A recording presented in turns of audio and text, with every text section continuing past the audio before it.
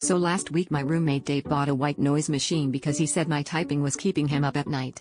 At first, I thought, great, maybe this will finally drown out his nightly monologues about cryptocurrency. But when he turned it on, instead of gentle rain or ocean waves, it started blasting what sounded suspiciously like someone sawing logs with their nose.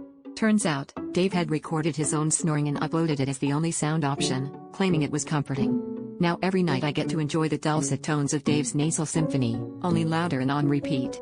I guess at this point, the only real noise in our apartment is me complaining. Dave's machine may play snoring, but I'm the one losing sleep over it.